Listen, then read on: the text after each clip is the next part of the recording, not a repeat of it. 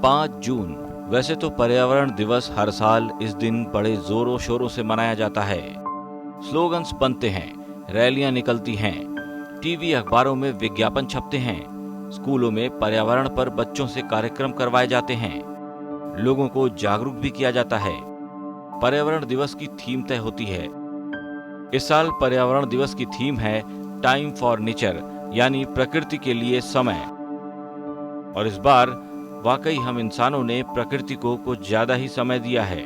जी हाँ, हमने खुद को घरों में कैद रहकर प्रकृति को आजादी दे दी, जिसका कारण बना कोरोना। इंसानों के लिए भले ही कोरोना अभिशाप बनकर आया, लेकिन प्रकृति के लिए कोरोना जीवनदायी साबित हुआ। जब लोग घरों में कैद हुए तो सड़कों से गाड़ियां गायब हो गईं, फैक्ट्रियां बंद हो गईं, जिससे पर्यावरण काफी हद तक साफ हो गया।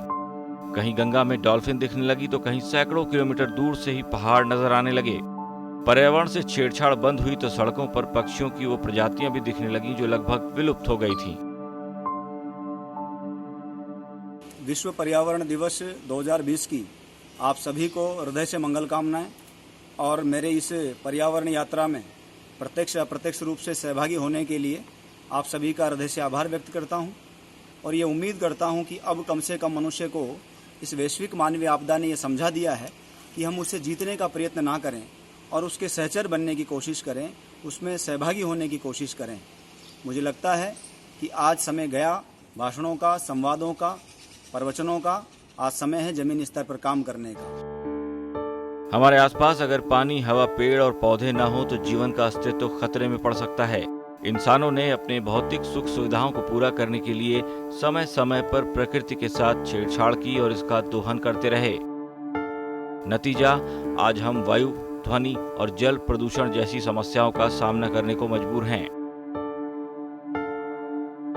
जीवन के लिए स्वच्छ हवा और पानी सबसे ज्यादा जरूरी है, लेकिन इंसानों ने जो किया है उसका खामियाजा इंसान ही नहीं बल्कि पशु पक्षी भी भुगत रहे हैं। पर्यावरण स्वच्छ रहे, नदियां निर्मल हो, इसके लिए सरकारों ने हजारों करोड़ की योजनाएं चलाईं, लेकिन लॉकडाउन ने वो कर दिखाया जो आज तक कोई भी सरकारी योजना नहीं कर पाई थी। जिस गंगा की सफाई के लिए पीएम मोदी ने हजारों करोड़ खर्च कर दिए, जल शक्ति मंत्रालय बनाया, फिर भी गंगा साफ नहीं हो पाई थी। लेकिन 2 महीने के लॉकडाउन ने असंभव को भी संभव कर दिया। लॉकडाउन के बाद नदियों के प्रदूषण में 50% की कमी आई। गंगा में बायोकेमिकल ऑक्सीजन डिमांड यानी बीओडी में भारी गिरावट दर्ज की गई। यमुना के प्रदूषण में भी 33% की कमी दर्ज की गई। दिल्ली, जो कि देश का सबसे प्रदूषित शहर माना जाता था, यहाँ से भी प्रदूषण का नामो निशान मिट गया। केंद्रीय प्रदूषण नियंत्रण बोर्ड सीपीसीबी की एक रिपोर्ट के मुताबिक ध्वनि प्रदूषण में 50 से 10 डेसिबल की कमी आई है। पर्यावरण दिवस की शुरुआत करने की वजह यही थी कि लोगों को पर्यावरण के प्रति जागरूक किया जाए। पहली बार संयुक्त राष्ट्र संघ ने 1972 में पर्यावरण दिवस मनाया। वर्ल्ड एनवायरनमेंट डे को हम प्रकृति के प्रति अपनी कृतज्ञता व्यक्त करने का ही दिन कह सकते हैं। ठीक वैसे ही जैसे हम अपनी जीवनदायिनी माँ के लिए मदर्स डे मनाते हैं, प्रकृति भी हमारे लिए किसी जीवनदायिनी से कम नहीं।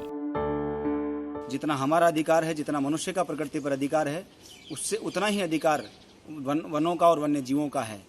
इसलिए सुखद अगर इसमें देखना चाहिए तो हमें ये लगता है कि हमारी सरकारें कहीं न कहीं प्रयास कर रही हैं कि मानवता की ओर हम लोग अग्रसर हों, आगे बढ़ें। सरकारों पर सब कुछ ना छोड़ें, स्वयं भी कुछ करें।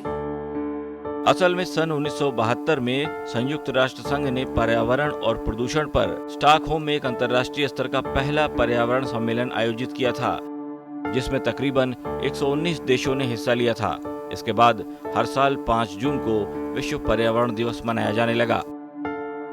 हर साल विश्व पर्यावरण दिवस के मौके पर दुनिया भर के देश आधिकारिक समारोह आयोजित करते हैं, लेकिन इस साल के मेजबान जर्मनी के साथ कोलंबिया भी अपना योगदान दे रहा है।